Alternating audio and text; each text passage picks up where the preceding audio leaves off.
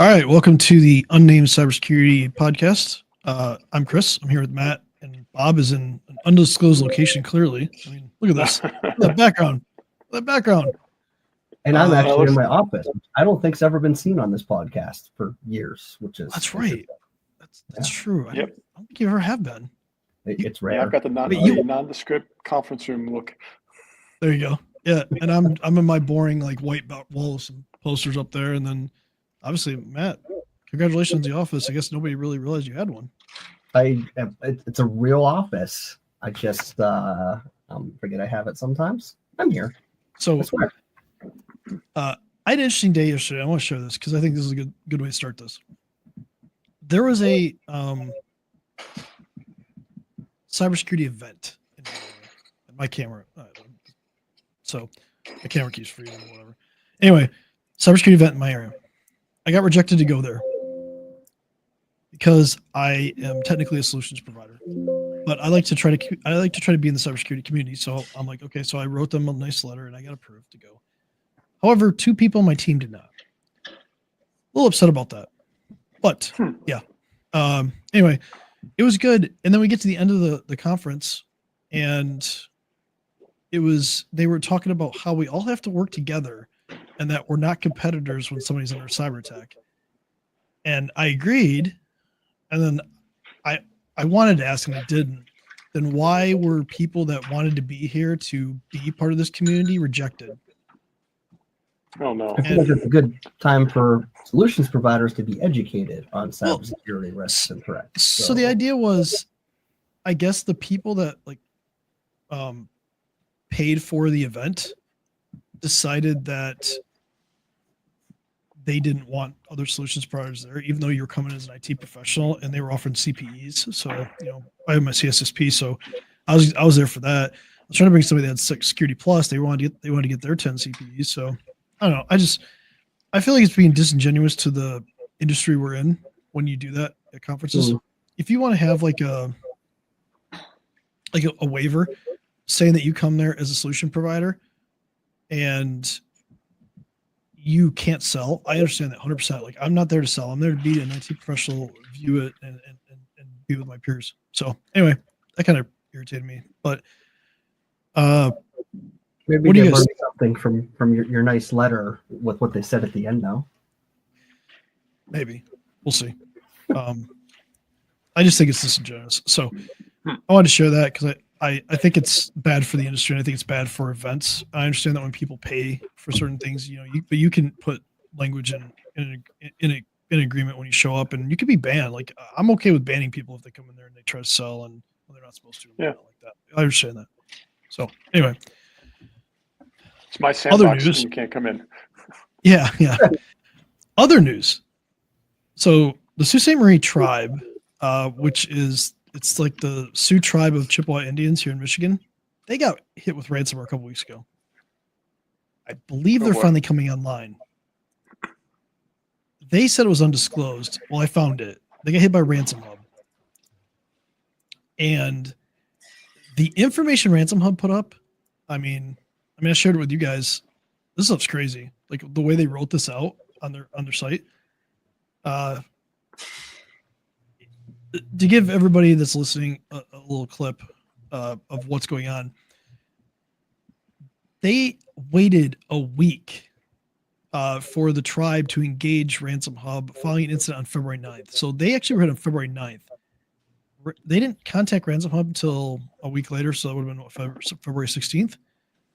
Then they failed to act and they have personal data of residents, customers, employees of the casinos, medical centers, and other institutions. So they haven't leaked the data yet. Supposedly it's leaked today, but it hasn't been leaked yet. And then they said they basically just cut off communication on February 18th. They call out their board of directors on this post with their email addresses and 3 insurance companies. So, Chris, you said they failed to respond. Was this after an actual ransom event, or just when they were coming out and saying that they had their data? It's got to be a ransom event. They were down. I think they're just coming back. They were down. Okay. Yeah. So, but it's just wild because it's like you don't see this very often on these sites where they actually go to this length to like call them out. So I'm kind of scared of what's getting released here. I may or may not have gambled at one of their casinos before. Well, Full disclosure. actually, when you sent that over to me, I looked at it. I was like, wait a minute, was that one of the casinos that we stayed at in Arizona? And I'm like, oh no, it's in Michigan. Like, Yeah, no, this is a Michigan thing, and if my information is exposed in this, I can't remember if I have allegedly I can't remember if I have a card there. We'll go allegedly here. Allegedly, I can't remember. Are you arguing with yourself? Yeah. So I already got a breach notification when Caesars got hacked. I got a breach notification because of the MGM hack, and I might just get a breach notification because of this. We'll see. So what I'm learning is I'm ahead of the game by not gambling. I have no breach notifications for them. Well, let's look at the bright side, Chris. You probably have credit monitoring for life by now. Yeah, I wish they could stack. They don't. Newsflash, everybody. They don't. Yeah. So I want to extend on that. So while they're trying to recover, while they're trying to do that, and they're going to have all these people's information leaked out there, and this is happening all the time. But I think it's kind of time to talk about TTPs. So that's tactics, techniques, and procedures. And basically, it's just a structured method for the way criminals execute their attacks. So it's the criminals' techniques. Yes. Okay. How do they attack you? And when we talk about, there's three main things to really talk about. They're trying to identify, we identify attack patterns before they can cause damage. We can improve threat detection by monitoring for those known techniques, and then we can strengthen our cybersecurity defenses against evolving threats. Right. So if we know what the TTPs are, we can kind of prepare for them. So for tactics, that's like the high level objectives of the attacker. So gaining access, stealing data, disrupting operations, things like that.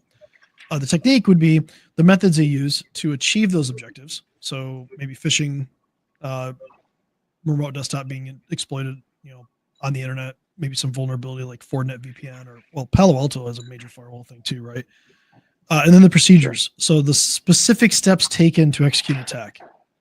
So they might be sending fake invoices with malware, using stolen credentials, that stuff. So what I wanted to do is I put together a list here for kind of like the common TTPs for 2024, 2025. Seems like a fun list. Do you want to guess how? So let's go with the tactic initial access. So how do they get in? What is one of the most common techniques they use? Phishing. Damn, dude, Email. you're supposed to be that good. Yeah, you're not supposed to be that good. And to make so the tactic is initial access. The technique is phishing. For the procedure, what do you think they're using right now to make sure that phishing email gets through? I have a guess, but it's complicated. Go for it. I know some are abusing the Microsoft support system to send emails that look like they're from Microsoft and aren't. Is it that, or are we Teams. something? That is good too. I was gonna say AI. Okay. Phishing emails. Oh, But yeah. AI generated emails. Yep. Mhm. That's a good one though too. I like that one. PayPal's having that problem too right now, where they're exploiting PayPal to be able to send PayPal stuff to Mhm. people and get them. Because we're actually coming from PayPal.com or Microsoft.com legitimately, so it looks valid. We're Yeah. also seeing stuff embedded in e-signature apps. Mhm. Sending out documents that have links in them to go someplace else. Yep. Yeah. Like a DocuSign, which So- is legitimate until you click the link that's inside the DocuSign. DocuSign's great. So that's the example of that. There's more that we can go over, like different tactics. Like there's persistence, there's execution. So persistence is just trying to make sure that they stay connected. Discovery, And lateral actually- movement, stuff like that. And persistence is what we saw after the latest breach we looked at. It was the first thing they did, even before they exfiltrated the data. They set up persistence. Mhm. Well, you want to, right? Because what if somebody reboots a computer, the computer crashes or whatever like that, and you gain access Yep. to it? You want You to want to make sure it goes stay where in their it goes. foothold. Oh, actually, in this case, it was cloud persistence. Let me give you some stats on that too. Hold on. I was not as prepared as I normally am for this. So let me find this. I was reading something yesterday where they put out a report and they're hitting victims with ransomware 17 hours after intrusion on average. That's it. Okay. 17 hours. So they gain access, they gain that initial access, and within 17 hours, they've done everything that they can to move laterally, discover everything in the environment, probably exfiltrate data, and hit you with ransomware in 17 hours. You know, that just goes to show that these guys are really organized and they have a playbook. They know what they're Yep. looking for, and they go for it. Like they won't. It's crazy. Some are as quick as 4 to 6 hours. So it probably just depends on how big the organization is. So Yeah. lateral. We saw 100,000, not 100,000, but 11,000 emails exfiltrated in 10 hours with persistent setup. Done. Yeah. Yeah, that's crazy. From the initial click. That's pretty crazy. Significant. What's this other one? There's one more I wanted to share. They're achieving network intrusions in just under 4.5 hours. So the only way they're doing that is if there's a known vulnerability, maybe on your firewall or something like that. But they're gaining access within 4.5. They're gaining access within 4.5 hours. And Sonic Wall are getting slammed right now with all kinds of vulnerabilities. So they're getting access within 4.5 hours. Sometimes they're hitting lateral movement, which is kind of far down the attack chain. It's a little bit down the attack chain in 27 minutes, and you're getting hit with ransomware between 4 and 17 hours. Like the whole idea of dwell time on some of these attacks is just gone. Yeah. Which is terrifying to think about. So if you're a small organization and you get hit with something like this, like they're in and out. They're stealing as much data as they can. They're out and hitting you with ransom in like very quick time. So now for the amount of data they took from the Sioux tribe is 119 gigabytes. That probably didn't take them too long. I'm assuming they probably have pretty good internet fiber up there actually. So I'm assuming it probably didn't take that long to do the attack. But let's talk about ransomware for a second. So they're pretty big ransom operator, ransomware as a service. Phishing techniques are the things that they usually use for that initial access. So their tactic is initial access. Phishing is their technique, just like we talked about. A lot of times they use spear phishing as well. And then they love 0-day exploits. So they love those firewalls, those Palo Altos, those Fortinets, those Sophos had one too, Sonic walls, everything like that. If there's a vulnerability on the internet that can gain them access, they love that stuff. Then they live off common tools that are in your environment to do that. So it's something that we could dive deeper into this, and I think maybe a report at some point that we just kind of share out there just kind of shows like what it is, makes it a little bit probably more tangible for people listening. Just understand that if you as a business leader are working with somebody and they understand how the tactic, the techniques, and the procedures that are being used, how that gives you an advantage to protect your organization, to reduce your risk. That's the thing to really keep in mind. Is the more you look at that and the more you protect against that, and then these things change all the time, so you got to stay on top of that. You want to make sure you stay on top of that and are changing with the times as well. So things have changed. Yeah, every day.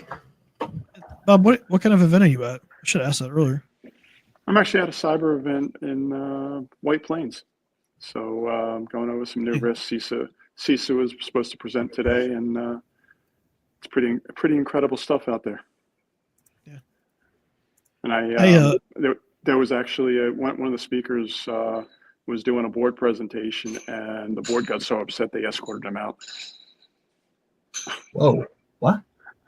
The guy did a board presentation, and it was a typical. It's a lot of times you might be presenting to a board because they have to have an annual a quarterly report, and he was doing his report, and he was an outside consultant that came in to do it, and he was doing the report, and the entire board tuned out. They're all looking at their phones, they're ignoring him, and he stopped his presentation midstream.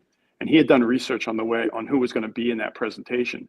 And he gave them personal information about several people in the room. And it got the board upset, and they actually shut him down and had him escorted out of the building. It was all public information that this guy found about the people that were in there and their children. Listen, I've maybe handed someone their password in an envelope, a sealed envelope, privately to show them this is real. But dang, I mean, what do you think's going to happen when you do that? I think the final example that really pushed it over the edge, because some guys go, Steve, your daughter is now dating an 18-year-old guy with a truck. She's 15. Yeah, I think I might have needed to be escorted out at that point. I don't recommend using that tactic. No. Or that technique, Powerful, or the procedure. The procedure. But it did demonstrate that there was risk and vulnerability everywhere, and no one's taking it seriously. Well, they're gonna be thinking about it now, but dang. I mean, he's getting invited back. I mean, he made an impression. He probably didn't get paid, but he made an impression. Actually, he talked to the CISO that brought him in, and the CISO thanked him because it did open their eyes, and it opened up budget. So wow. I heard a good saying, and I think this is a good way to close. I heard a CISO talk once, a CISO at a major organization, and he said this: "I'm going to get the budget that I need one way or another. So I'm going to get the budget because I've done a good job to describe this to the board. They're going to give me the budget, or we're going to be hit with a massive attack, and I'm still going to get my budget." There you go. So think about that. There is a budget. You will get it.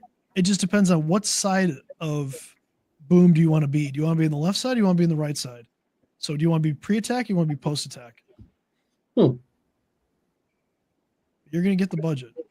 Getting it up front's always better, but probably cheaper. Fallout, something nobody wants to deal with. Fallout hey, enjoy the rest of your conference.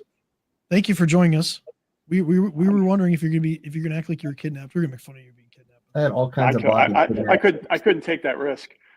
There you go. Since I don't think I have kidnap insurance. And mine's really low. Although my insurance is up for renewal, so maybe I got to check. Maybe I can get that up to like I forget what mine is. or something. It's not like enough. So, yeah, it was like 50 before. All right. All right, guys. All right, guys. We'll talk to you next week. Get back into my event.